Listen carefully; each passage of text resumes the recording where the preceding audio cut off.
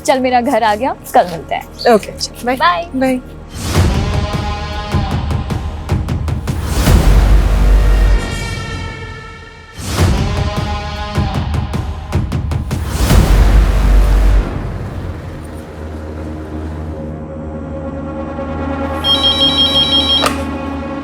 Hello. Hello पापा, मैं रेनू।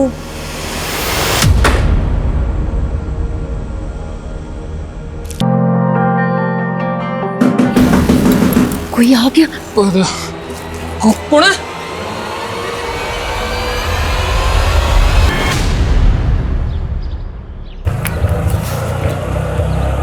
बस भैया, आजा मीता। ले भैया, ये भी ले, मिठाई लीजिए छोरा भाई। हाँ चल मीता, आज गृह प्रवेश है ना थारो। अच्छा रुक रुक रुक रुक, एक मिनट, रुक रुक रुक रुक रुक, एक मिनट।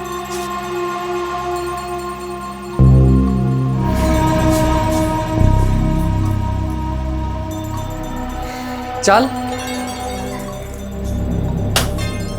आजा।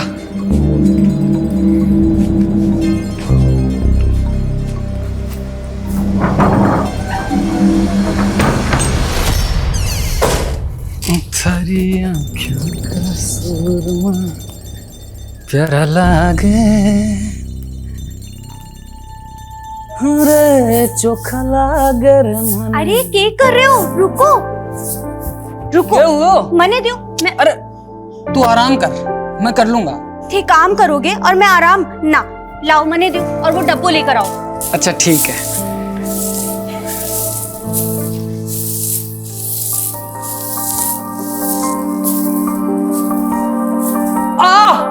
कहीं हुई हो? अब लग गई। क्या कर रहे हो? कोई आ जाएगा। शर्मा रही हो, मेरे से शर्मा रही है। देख, आज से हम दोनों एक दूसरे की परछाई हैं, एक दूसरे के सच्चे साथी, दुख में भी और सुख में भी, है ना?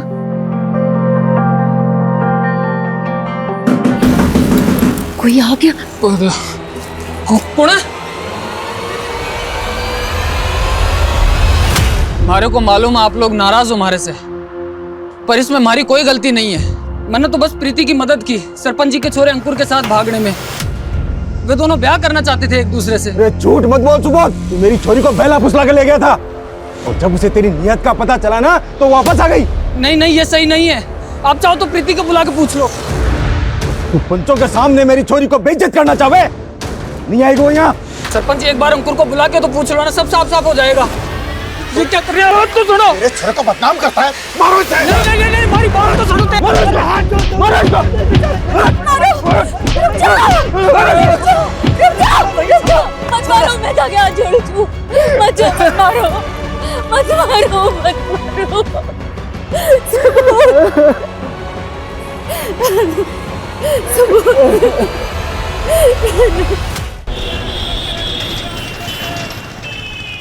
रेनू, तुम्हारी भाग्य रेखा देखी मैंने, पक्का कोई लॉटरी लगने वाली है।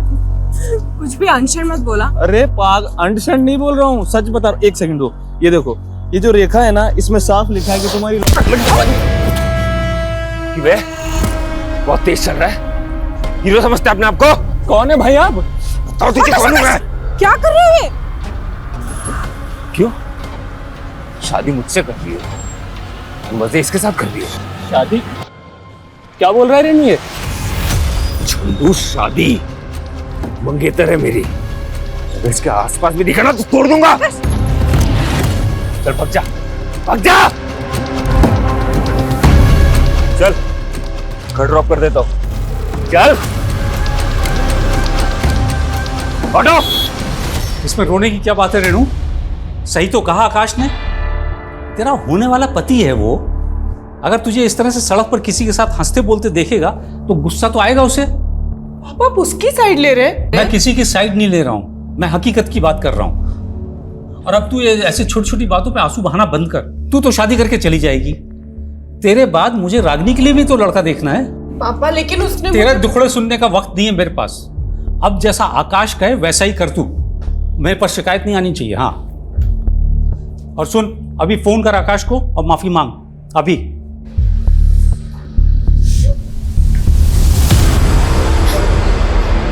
अरे बस ठीक हूँ मैं। अपनी हालत तो देखो, कितनी बुरी तरह मारा है उन लोगों ने।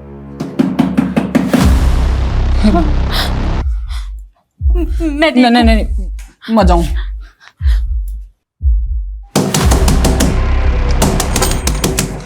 सुबोध, क्या हो गया? अरे भाग यहाँ से। अरे क्यों? गांव वाले आ रहे हैं तुझे मारने के लिए। क्या बात कर रहे हो ज्ञान? अरे सरपंच और प्रीति के घर वालों से तूने दुश्मनी मोल ले ली है, और ये किस चोरी से ब्याह करके ले आया तू? क्या सोचा था गांव वाले तेरा स्वागत करेंगे? तारे को तो सब कुछ मालूम है ज्ञान। पूरा गांव जानता है प्रीति और अंकुर की प्रेम लीला के बारे में। अंकुर के दबाव में मैंने सब कुछ किया। नीता से शादी करने के लिए मुझे कुछ पैसों की ज़रूरत थी। वो पैसे मांगे मैंने अंकुर से, और उसके बदले में ये काम किया। तो अरे ये सब कुछ उन लोगों को कौन समझाएगा? उनके सर पर तो खून सवार है। प्रीति के घर वाले और सरपंच ने मिलकर तुम दोनों को मारने का मंसूबा बनाया है। लेके भाग जा इस चोरी को। भाई जिंदा ना बच पाओगे तुम लोग, जिंदा ना बच पाओगे भाई। नहीं मित्र, तू फिक्र मत कर, कुछ नहीं होने दूंगा थारे को। पापा बात तो सुनिए मेरी, कुछ तो खा लीजिए आप। नहीं, मैं नहीं खाऊंगा। पहले तो आकाश को फोन करके माफी मांग। ठीक है पापा, मैं आकाश से माफी मांगने को तैयार हूँ। क्यों दीदी, आप क्यों आकाश से माफी मांगोगी? माफी तो उसे आपसे मांगनी चाहिए। शादी से पहले ही पापा वो दीदी पर इतने हुक्म चला रहा है, तानी शादी के बाद तो क्या करेगा? मैं तो आपसे कह रही हूँ, आप ये रिश्ता तोड़ दो। क्या अनशन पक रही है? रिश्ता ना हुआ पेड़ पे लगा हुआ फल हो गया। जब जी चाह तोड़ दिया। अरे ऐसे रिश्ते बार बार नहीं मिलते। इंजीनियर है आकाश, लाख रुपए की उसकी तनख्वाह है। होगी, लेकिन पापा जिस घर में दीदी खुशी नहीं रहेंगी वहां उस पैसे का क्या काम? चुप कर तू अभी छोटी है, तुझे समझ नहीं है। मैं जो कुछ भी कर रहा हूं इसके भले के लिए कर रहा हूं, और तू उल्टा सीधा मत डाल इसके दिमाग में। लेकिन पापा, दीदी आप परेशान मत हो, मैं हूं ना, मैं कुछ करती हूँ।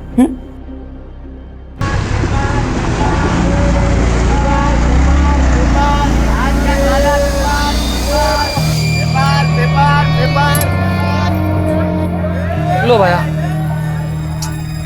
क्या देख रही है? गांव से बहुत दूर है हम, कोई नहीं आएगा। चल एक काम कर, तू यहाँ बैठ, मैं टिकट लेकर आता हूँ। हाँ ये फोन में पैसे भी भरवा लाना। ठीक है, तू बैठ, मैं आता हूँ। हाँ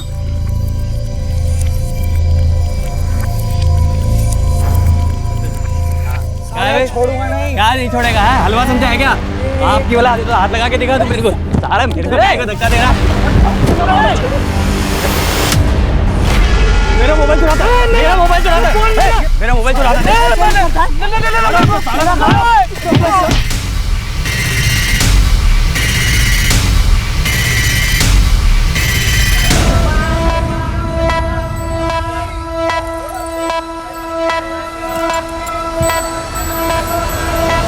अब मैं चोर नहीं हूँ साहब, वो दोनों गुंडों ने मारे को फंसा दिया साहब। झूठ मत बोल, सबने देखा था तुझे, तेरे पास दो मोबाइल थे। अब उन दोनों में से एक तो मेरा फोन था, एक मेरी बीवी का फोन था साहब। सब हुआ क्या था कि मैं जा रहा था और उन दोनों में से एक बंदा मेरे से टकराया और मेरे गिर गया साहब, मेरा फोन भी गिर गया।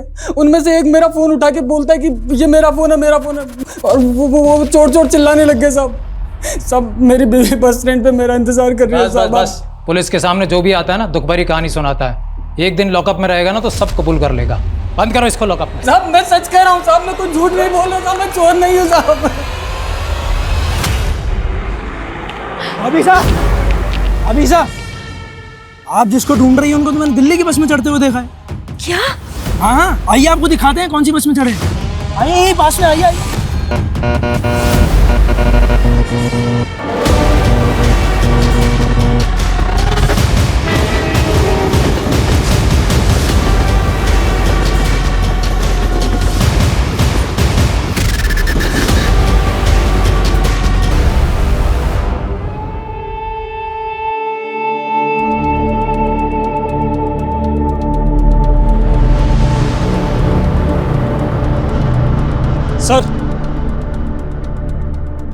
सर ये खून से सना हुआ चाकू मिला है, शायद यही मर्डर वेपन है।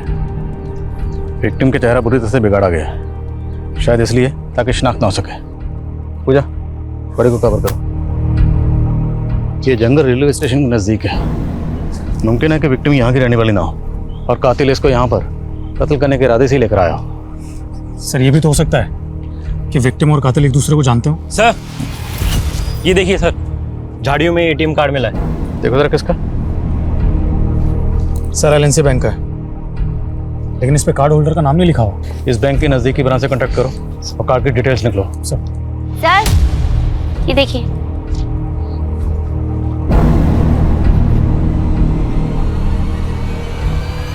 माँ,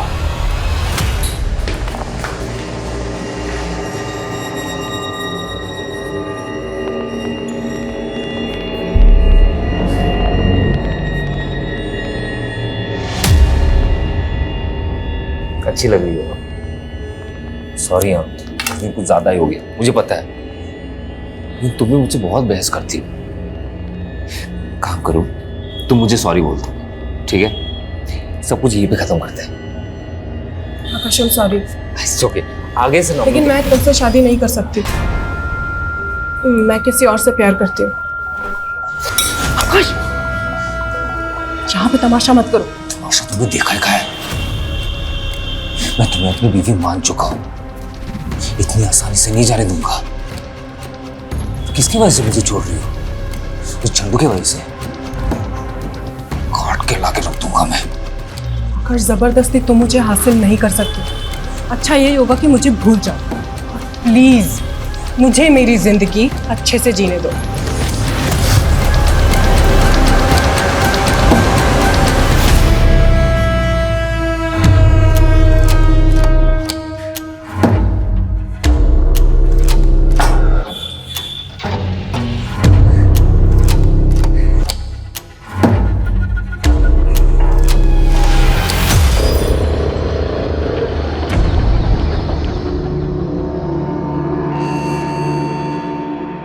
अब आप पूछे इनसे, इनको कितनी बार मैंने कहा कि चोर मैं नहीं, वो लोग हैं, मगर सर इसके पास 2 फोन थे तो कंफ्यूजन हुई।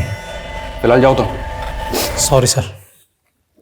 सब हमारी बीवी साहब। तुम शांत हो जाओ, बैठो। बताओ क्या हुआ है? हमारी बीवी का कुछ पता नहीं चल रहा है साहब। आखिरी बार कहाँ देखा था उसको? जयपुर बस अड्डे पे साहब।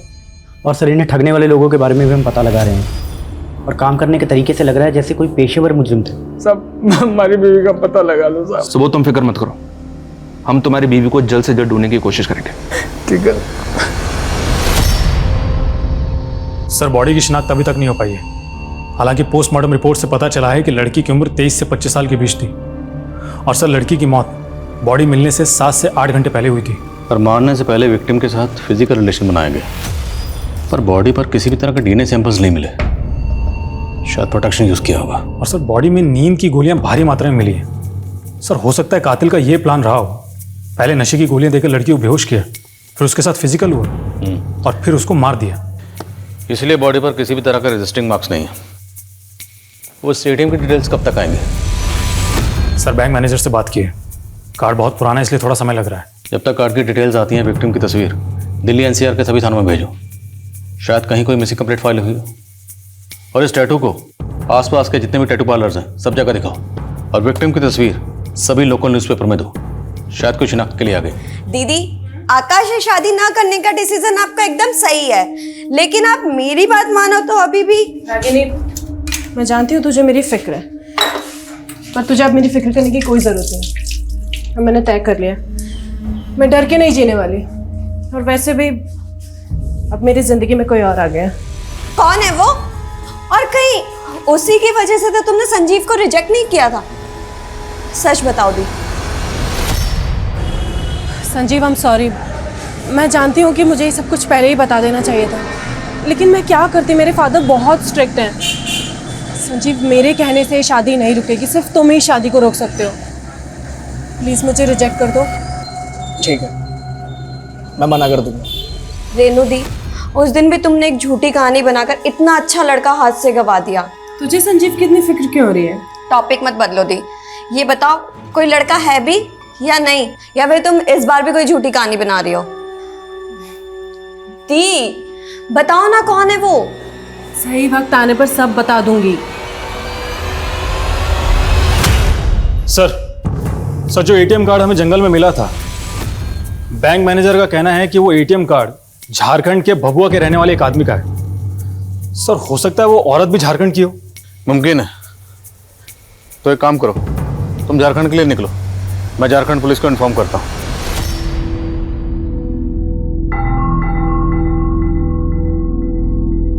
रेणु, कहाँ है तू? इधर आ, बाहर आ। जी पापा, क्या हुआ? क्या ये है? राजेश कौन है ये? पापा, राजेश मेरे पति का नाम है। क्या? तूने सच में शादी कर ली? कोई शादी वादी नहीं हुआ है अंकल। कह तो रहा हूं आपसे, सर्टिफिकेट नकली है ना? नहीं पापा, ये सर्टिफिकेट एकदम सच है, मेरी वाकई में शादी हो गई है। क्या है ये? अंकल आप दुखी मत हो, देखो आप शादी की तैयारी करो, मैं हूं ना, इसे तो मैं संभाल लूंगा। तो जैसे गुंडे से कभी शादी नहीं करूंगी। निकल जा मेरे घर से बाहर, निकल जा, बाहर जा। अंकल तेरी शादी आकाश से ही होगी। सॉरी आकाश। अरे अंकल आप माफी क्यों मांग रहे हैं? प्लीज बुरा मत मान। नहीं अंकल आप टेंशन क्यों ले रहे हैं? मैं कह तो रहा हूँ आपसे, मैं संभाल लूंगा सब कुछ। अब शादी की तैयारी की। क्या कर रही है रेणु? मुझे मारेगी? मार।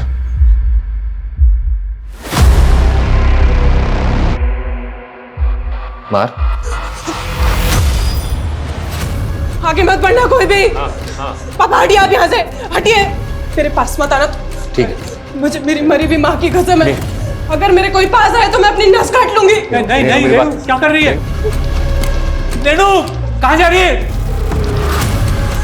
पापा आप मुझे कभी समझ ही नहीं पाए।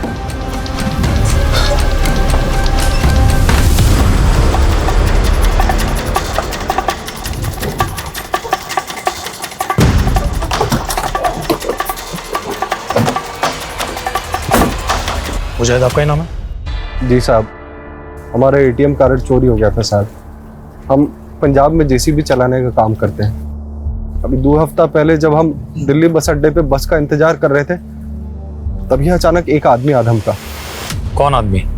साहब हम बस का राह देख रहे थे, तो आदमी हमसे आकर बोला कि हम भी झारखंड जाने वाले हैं। साहब वो हमसे बतियाने लगा, हमें बाथरूम जाना था, तो वो हमसे कहने लगा कि हम संभाल लेंगे तुम्हारा सामान। हमने भरोसा कर लिया साहब उस पर और लौट गए।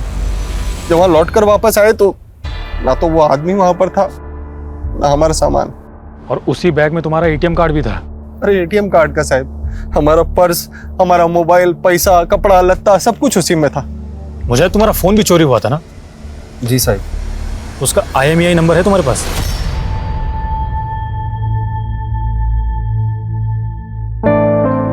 रागिनी, रागिनी रुक, मारी हूँ। रागिनी अच्छा हुआ तुम मिल गई। रागिनी मैं कल दिल्ली जा रही हूँ। मुझसे बात मत करो तुम। Ragini I am so sorry, पर तू ही बता ना मैं क्या करती। वो उस आकाश से शादी करके अपनी जिंदगी तो नहीं बर्बाद करती ना? पर मेरी कर दी ना। मतलब तुम तो चली गई, पर तुम्हारे किए की सजा मुझे भुगतनी पड़ेगी। रागिनी एक मिनट, साफ साफ बता हुआ क्या है? आकाश बेटा। हाँ बाबा। मुझे माफ कर दे, मैं अपना वादा पूरा नहीं कर पाया। देखिए, जैसे हाथों की सारी उंगलियां एक जैसे नहीं होती, वैसे ही सारी औलादें एक जैसे नहीं होती। आप अपना वादा पूरा कर सकते हो अभी भी। मैं रागिनी से शादी कर लूंगा, अगर आपकी इजाजत हो तो। बिल्कुल, बहुत अच्छी बात कही तो। रागिनी तू करेगी ना आकाश से शादी? तू आकाश से शादी करेगी? ये सब तुम्हारी वजह से हो रहा है। रागिनी रागिनी मेरी बात तो सुन।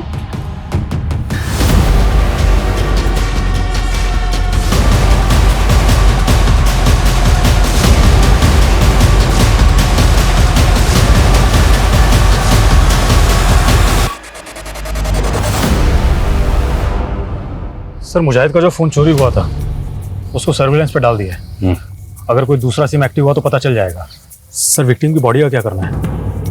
डॉक्टर का कहना है कि बॉडी तेजी से गल रही है। डॉक्टर से बॉडी का डीएनए प्रिजर्व करने के लिए कहा और उसके बाद अंतिम संस्कार करवा दो। और विक्टिम की जो तस्वीरें दी थी अखबार में उसे भी कुछ पता नहीं चला? सर फिलहाल तो नहीं।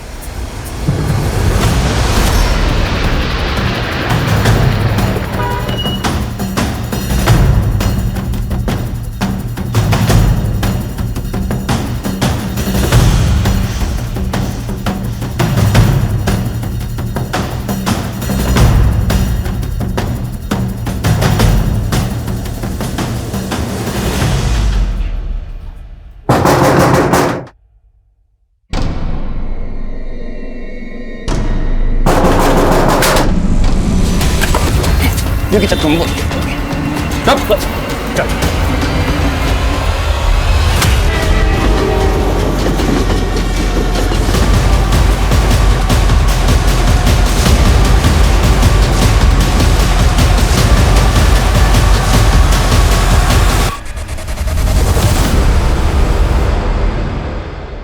साहब मारो बच्चा, सच कह रहे हैं। हमने उसकी बीवी के साथ कुछ नहीं किया। उसको तो 2 लोग उठाकर ले गए थे साहब। कौन था वो आदमी? साहब हमें नहीं मालूम वो आदमी कौन था। हम मानते हैं कि हमने उस दिन सुबोध को ठगा था। लेकिन साहब जब हमने सुबोध की बीवी को देखा तो हमारे मन में लालच आ गया और हमने एक और प्लान बनाया। अभी साहब आप जिसको ढूंढ रही हैं उनको तो मैंने दिल्ली की बस में चढ़ते हुए देखा है। क्या कह रहे हैं आप? अरे हाँ वही ना, हल्की पीली शर्ट वाला आदमी ना, वो तो भाभी साहब 12:20 की बस से दिल्ली चला गया। अरे मैंने ही तो टिकट काटा था उसका। ये हाँ सुबोध नाम था ना उनका। हाँ पर ये मारे को अकेला छोड़कर कैसे जा सकते हैं? भाई साहब मारे को अभी दिल्ली जाना है। भाभी साहब आज तो कोई बस है नहीं, कल जरूर मिल जाएगी दिल्ली की बस आपको, कल चले जाना। पर मैंने तो अभी जाना है। आप फिक्र मत करो, आपको दिल्ली जाना है। शाम को यहाँ से टैक्सी जाएगी, वो मेरा दोस्त ही है, छुड़वा देते हैं आपको। वो बोली थी, आसानी से मेरी बातों में भी आ गई। नहीं है, अच्छा दोस्त है मेरा। छोड़ो, छोड़ो, मैंने कुछ नहीं किया। अरे छोड़ो। वो आदमी कौन था हमें नहीं मालूम। मैंने उसकी गाड़ी का नंबर का फोटो लेने की भी कोशिश करी, लेकिन नंबर साफ नहीं था साहब। साहब मानते हैं कि हमने उस लड़की को बेचने का प्लान बनाया था, लेकिन वो आदमी उसको किडनैप करके ले गया। और कहाँ लेके गए साहब हमें नहीं पता साहब। नहीं मालूम साहब, हम सच बोलते हैं साहब। लेकिन हमें पता है कि तुम दोनों के मुंह से सच कैसे उगलवाना है। साहब हम मीता को अगवा किसने और क्यों किया था ये अब तक पता नहीं चला था। अनुज के मुताबिक मीता को अगवा करने वाला शख्स नकाबपोश था, लेकिन क्या अनुज जैसे शातिर अपराधी की बात पर यकीन किया जा सकता है? दूसरी ओर रेनू और रागिनी, इन दोनों बहनों की कहानी से भी पर्दा उठना अभी बाकी है। या चांदनी थैंक यू सो मच। तुम नहीं होती ना अगर तो ये जॉब मुझे कभी नहीं मिल पाती। कितनी बार थैंक्स बोलेगी? दोस्त भी बोलती है और थैंक्स भी बोलती है। चल मेरा घर आ गया, कल मिलते हैं। Okay bye bye bye.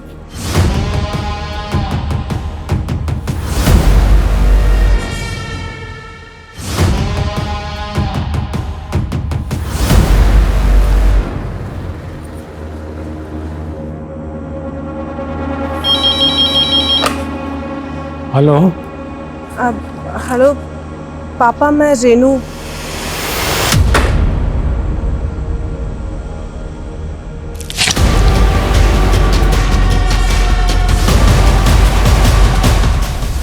लेकिन साहब हमारी बीवी को कोई किडनैप क्यों करेगा साहब?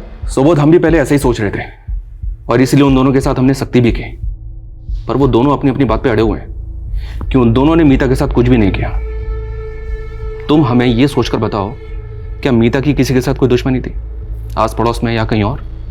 मीता की तो नहीं साहब, लेकिन हमारी दुश्मनी है सब हमारा गांव में।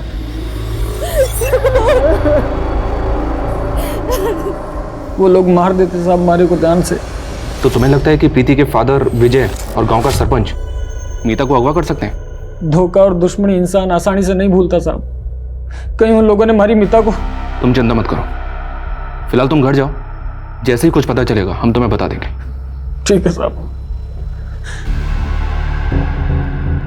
शर्मा, इस सुबोध के गांव जाकर हमें इंक्वायरी करनी होगी। हो सकता है कि वहां से मीता के बारे में हमें कोई पुख्ता लीड मिले। साहब, इंसान को पहचानने में मात खा गया मैं।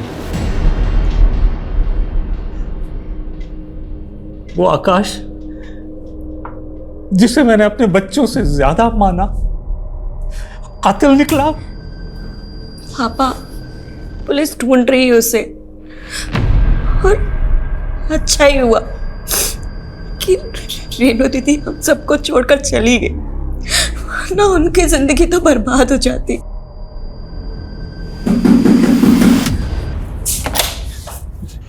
मुझे बचा लो, दरवाजा बंद करो, पुलिस मुझे ढूंढ रही है। रागिनी, दरवाजा बंद करो।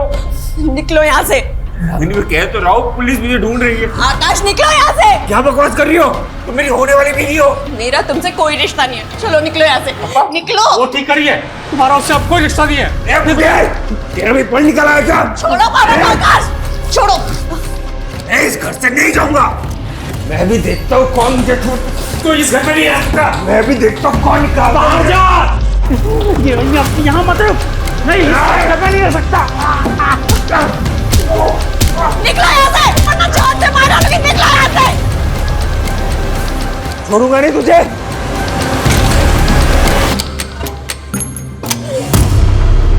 अरे नहीं साहब, हमारी दुश्मनी तो सुबोध से थी। मीता को अगवा करके मेरे को क्या मिलेगा? साहब, जरूर किसी ने आपके कान भरे हैं। देखिए, इस उम्र में हड्डियां कमजोर हो जाती हैं, जोड़ने में टाइम लगता है। क्यों बेकार में तोड़वाना चाहते हैं? धमकियां किसी और को देना साहब, सरपंच हूं गांव का, नियम कायदे मैं भी जानता हूं। जब कह रहा हूं मीता को अगवा नहीं किया तो नहीं किया। कोई सबूत है आपके पास? सबूत हो ना तब आना। जयराम जी की। सर, मुजाहिद का जो फोन चोरी हुआ था वो जयपुर में एक्टिव हुआ एक नए नंबर के साथ। किसका नंबर है?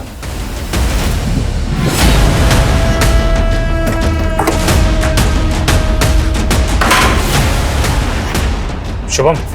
हाँ।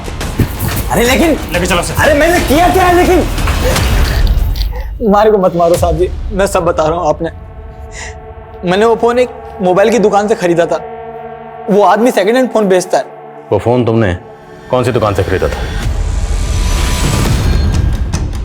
अरे चल निकल। क्या होगा साहब? अरे बात क्या है? सब मैं बताता हूँ। साहब मैं मानता हूँ कि मैंने चोरी का फोन बेचा है साहब, लेकिन ये कत्ल वतल से मेरा कोई लेना देना नहीं है साहब। किसको बेचा? अरे साहब, दिन में 10 लोग आते हैं, 10 फोन बेचता 10 लोगों के चेहरे याद कर और बता किस किस को बेचा था। तेरी दुकान में सीसीटीवी तो है ना? हाँ, पर वो खराब है साहब। अब अगर तुझे खुद की जान बचानी है तो जिसको फोन बेचा था उसके नाम और चेहरे याद कर। नहीं साहब, मैं चेहरे याद करता हूँ। और वो आप लोग क्या बनवाते हैं? स्केच प्रशांत, जो भी स्केचेस बनवाए उन्हें मुजाहिद से वेरीफाई करो। जी सर, मेरे ख्याल से लड़की की पहचान करवाने की हमें फिर से कोशिश करनी चाहिए। सर, एक बार फिर से अखबार में फोटो दे दो। तो इस बार विक्टिम और उसके हाथ में जो टैटू है उसकी तस्वीर दिल्ली के अलावा देश के बाकी अखबारों में छुपो। शासनाक तो पर सर।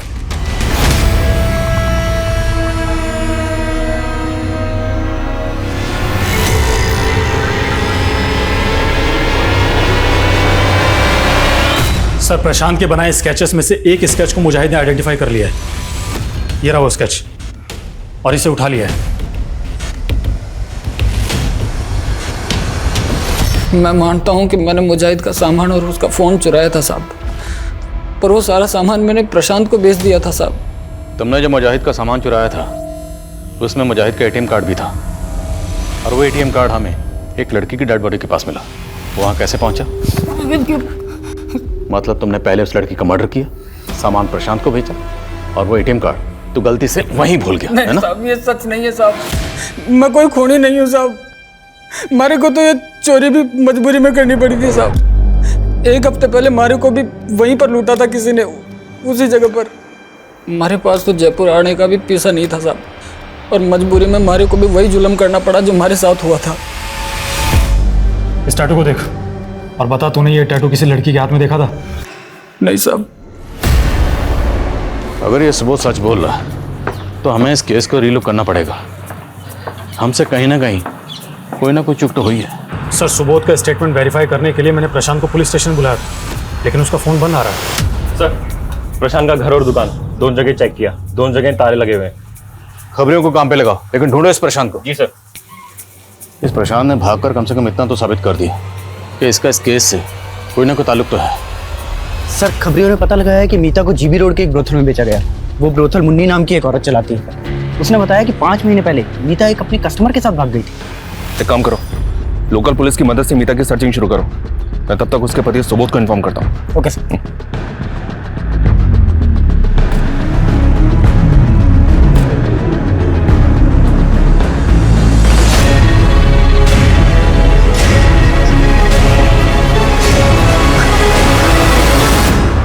मेरी बेटी रागिनी ही है।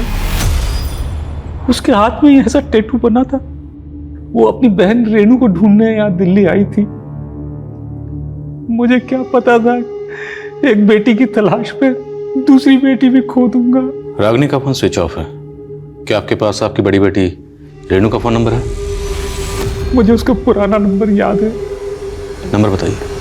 सर रेनू का फ़ोन स्विच ऑफ आ रहा है, लेकिन मोबाइल कंपनी से पता चला है कि उसने नंबर लेने के लिए इलेक्ट्रिसिटी बिल सबमिट किया था, जिस पर फरीदाबाद का एड्रेस है। फरीदाबाद? जी सर।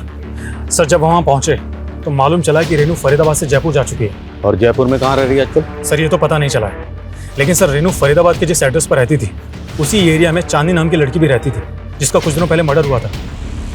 और सर ताज्जुब की बात तो ये है कि चांदनी का मर्डर भी वैसे ही हुआ था जैसे रागिनी का मर्डर हुआ था। क्या दोनों विक्टिम्स को मारने से पहले नशे की दवा दी गई? हाँ सर। और सर इतना ही नहीं, दोनों लड़कियों का रेप भी हुआ था और चांदनी की लाश भी रेलवे ट्रैक के पास के जंगलों में मिली थी। अच्छा, ये रागिनी और चांदनी क्या ये दोनों एक दूसरे को जानते थे? नहीं सर, लेकिन चांदनी रागिनी की बहन रेनू की बहुत अच्छी दोस्त थी। रेनू की बहन रागिनी का कत्ल ठीक उसी तरह से हुआ जैसे रेनू की फ्रेंड चांदनी का। माजरा क्या है? सर कम है sir Ragini call records. Sir call records में एक नंबर ऐसा मिला है जिससे रागिनी रेगुलरली टच में थी। किसका नंबर है? सर नंबर तो फेक डॉक्यूमेंट से कर लिया गया है, लेकिन जिस फ़ोन में ये नंबर यूज़ हो रहा था वो डबल सिम स्लॉट वाला फ़ोन है। तो जाहिर सी बात है इस दूसरे सिम के डॉक्यूमेंट्स भी फेक ही होंगे। जी हाँ सर, लेकिन सर इंटरेस्टिंग बात तो ये है कि ये जो दूसरा सिम कार्ड है ये किसी और फ़ोन में एक्टिव था। ये हमारा पहला फ़ोन है जो कि डबल सिम स्लॉट वाला है। ये पहला सिम बंद है और ये जो दूसरा सिम है ये किसी दूसरे मोबाइल में एक्टिव है और ये दूसरा फ़ोन भी डबल सिम स्लॉट वाला है। जब हमने इसके IMI नंबर को ट्रेस किया तो पता चला कि इसमें एक तीसरा सिम यूज़ हो रहा था और ये तीसरा सिम अब किसी और फ़ोन में एक्टिव है। और सर ये सिम जिसके नाम पर रजिस्टर्ड है उसके बारे में पता चल गया है। कौन है वो? हमारी बात को भरोसा करो साहब, वो चोरी का फ़ोन था जो मैंने प्रशांत से खरीदा था। अब उसके पहले किसने इस्तेमाल किया, कब किया, मैंने क्या मालूम साहब। एक बार तुम पर भरोसा करके गलती कर चुके हैं, लेकिन वो गलती दोबारा नहीं दोहराएंगे। मर्डर केस है। जिस लड़की का कत्ल हुआ ना उसकी एक नंबर पर लगातार बात होती थी और जिस नंबर पर बात होती थी और जिस मोबाइल इंस्ट्रूमेंट में वो सिम इस्तेमाल होता था उस मोबाइल इंस्ट्रूमेंट के तार तेरे मोबाइल से जुड़ रहे हैं। इस बार सीधे सीधे पूछो, सीधे सीधे बता दे। अगर नहीं बताएगा ना तो उल्टा लटकाएंगे और इस बार इतना हाँ मारेंगे। तो मारो ना साहब, मारो, लेकिन सच यही है साहब कि किसी कौन से मेरा कोई लेना देना नहीं साहब। हमारी तो किस्मत ही खराब है जो ये सारे दुख और ये मुसीबत एक साथ हमारी किस्मत में आ लिखे। और साहब अगर आप बोल रहे हो कि मैं खूनी हूं तो हमारी बीवी मीता को खूनी कौन है साहब? मतलब आप साहब बोल क्या कहना चाहता? साहब मेरी बीवी मीता का खून हो गया था साहब और मैंने जयपुर थाने में रिपोर्ट भी लिखवाई है। आप चाहो तो पता कर लो। तो बहुत बुरी खबर है तुम्हारे लिए। तुम्हारी बीवी मीता को दिल्ली में एक कोठे पर बेचा गया था। हम उसे ढूंढ ही रहे थे कि हमें उसकी ये फोटो मिली। पानीपत में उसकी लाश मिली हमें। किसी ने उसका गला दबा के मार दिया था उसे। सर मुझे नहीं लगता सुबोध खूनी हो सकता है। मैंने पता किया है, इसकी वाइफ का मर्डर हुआ था और ये बात सच है। हालांकि चांसेस कम है पर फिर भी क्वेश्चनिंग करते रहो। प्रशांत के बारे में कुछ पता चला? सर तलाश जारी है। ढूंढो उसे। सर साला भी इसको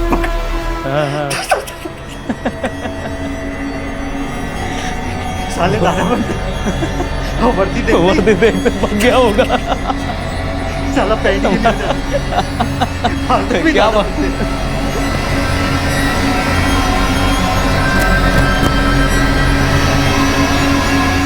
भाई 2 मिनट जोर से लगी।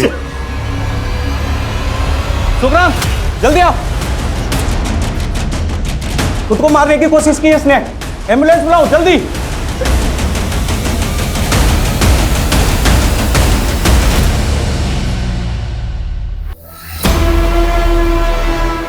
हेलो, हाँ मैं हॉस्पिटल में हूँ।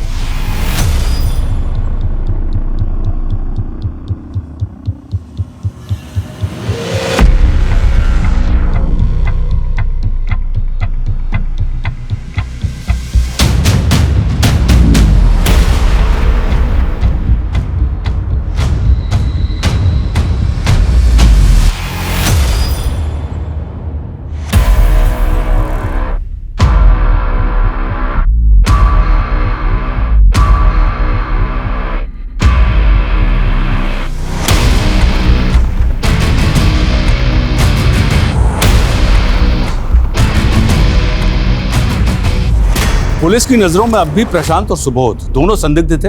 पुलिस ने सुबोध की फोटो कई रीजनल अखबारों में छपवाई। कई हफ्तों तक यह सिलसिला चलता रहा। अंततः पुलिस के हाथ कुछ ऐसा लगा जिसने इस केस का सबसे बड़ा खुलासा किया। एक ऐसा सच सामने आया जिसने सबको अचंभित कर दिया। सर इस सुबोध को तो हम निर्दोष समझ रहे थे, ये तो बड़ा ही शातिर निकला। अखबार में हमारे द्वारा सर्कुलेट की गई फोटो को देखकर कई पुलिस स्टेशन से फोन आए। सर बंगाल पुलिस ने तो इसे वांटेड घोषित किया है। दुर्गापुर में एक मर्डर किया था इसने। पर समझ में नहीं आई, सुबोध का नाम डेटाबेस में कैसे नहीं मिला? क्योंकि सर ये हर जगह फेक नेम से क्राइम करता है।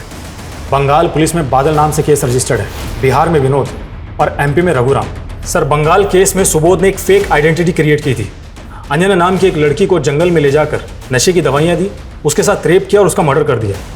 एक आई विटनेस की वजह से पकड़ा गया और 2 महीने तक जुडिशियल कस्टडी में था। सर जेल के इंचार्ज से मेरी बात हुई। उसका कहना है कि सुबोध जेल में चार्ल्स शोभरा जैसे सीरियल किलर्स की किताबें पढ़ता था और दूसरे कैदियों को भी सीरियल किलर्स की कहानी सुनाता था। Serial killer? इस सुबोध की दिमागी हालत मुझे कुछ ठीक नहीं लग रही। सर जेलर को भी यही लगता था, तो उन्होंने साइकेट्रिस्ट को कंसल्ट किया और साइकेट्रिस्ट का कहना था कि सुबोध सेक्स एडिक्ट है और उसके लिए वो मर्डर भी कर सकता है। अच्छा, इसकी जमानत तो हुई नहीं होगी, फिर ये छूटा कैसे? सर सुबोध ने वही तरीका वहाँ अपनाया जो उसने यहाँ अपनाया था। सुसाइड का नाटक करके अस्पताल में भर्ती होकर चकमा देकर भाग गया। अच्छा, सुबोध ने बंगाल के अलावा और कहाँ मर्डर किए? सर सुबोध ने कुल 11 मर्डर किए हैं अलग अलग नाम से, और सब में विक्टिम औरतें थी। गुजरात, मध्य प्रदेश, पंजाब, हरियाणा में भी मर्डर किए सुबोध ने। तो मतलब अगला मर्डर ये दिल्ली में नहीं कहीं और करेगा। ये कहीं ना कहीं तो अगले शिकार की तलाश में होगा। वर्मा, इससे पहले ये किसी और मासूम को अपना शिकार बनाए, ये सुबोध मुझे सलाखों के पीछे चाहिए। सर हेलो,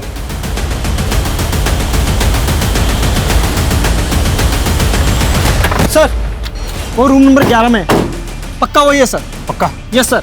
चलो।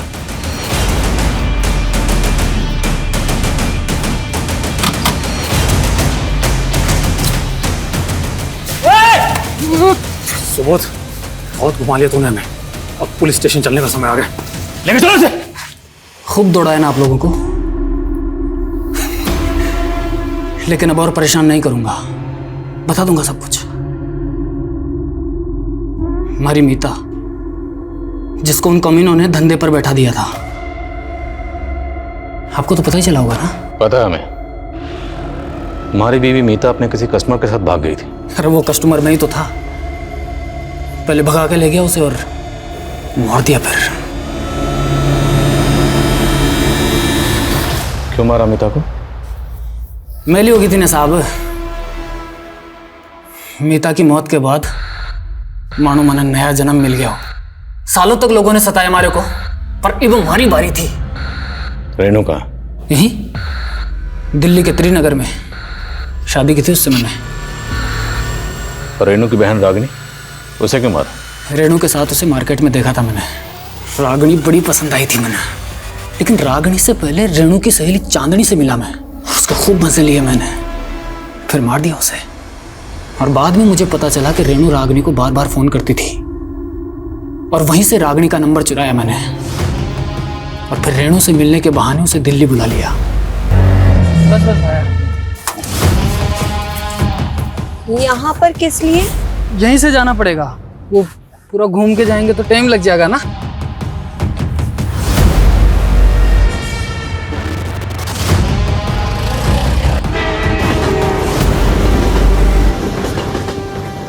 अरे थक गई है, एक काम कर, और कितना दूर जाना है? ये जूस पी ले, पी ले पी ले। और पी ले।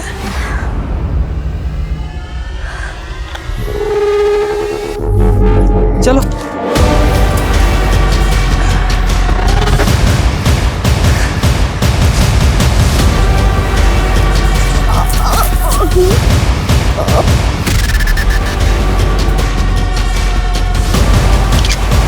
ये सब वैश्यपना क्यों करता था? हमारे को भी शोभराज भैया की तरह अलग अलग लड़कियों को चखने का चस्का लगा था। तूने सभी विक्टिम्स को किसी रेलवे स्टेशन के पास वाले जंगल में ले जाकर मारा, और वहां ले जाकर मारने से पहले तूने नशे की दवाई देता था। कहां से सीखा ये सब?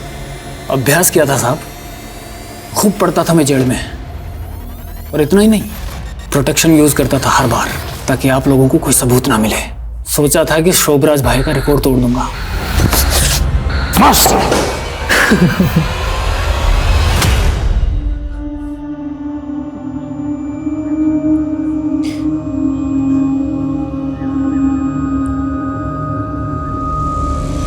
सुबोध ने अपने स्टेटमेंट में जो खुलासे किए थे वो काफी चौंका देने वाले थे। सुबोध एक कुख्यात अपराधी के किस्सों और कारनामों से काफी प्रभावित था। उस अपराधी को वो अपना आदर्श, अपना रोल मॉडल मानने लगा था, और उसके जैसा बनने की सनक में वो ठीक उसी अंदाज में अपराध किया करता था। सुनने में कितना विचित्र लगता है ना, लेकिन अफसोस कि ये आज के युग की सच्चाई है। जिस तरह मनोरंजन के नाम पर खबरों को सनसनीखेज बनाकर हमारे सामने पेश किया जाता है, ये भी इसकी एक वजह है। न्यूज चैनल और अखबार में हमें अक्सर कुख्यात अपराधियों का महिमा मंडन सुनने को मिलता है, पढ़ने को मिलता है। एक भगोड़े व्यापारी से लेकर एक फ्रॉड बाबा की आलीशान जिंदगी को हमारे सामने एक रोमांचक कहानी की तरह पेश किया जाता है, और युवा अक्सर ऐसे बैड बॉयज की कहानी से आकर्षित होते हैं और उनके जैसा बनने की चाह पालने लगते हैं। वो ये सच नजरअंदाज कर देते हैं कि इन सभी शातिर अपराधियों की जिंदगी सिर्फ एक छलावा मात्र है और कुछ नहीं। यह अत्यंत आवश्यक है कि आज का युवा अपने आदर्श सोच समझकर चुने। अब मैं आशुतोष राणा विदा लेता हूं आपसे। हम फिर से मिलेंगे एक ऐसी ही कहानी के साथ जो आपको रखेगी सतर्क और जिंदगी को सुरक्षित। तब तक अपना और अपने परिवार का ख्याल रखिए और देखते रहिए क्राइम पेट्रोल सतर्क। जय हिंद।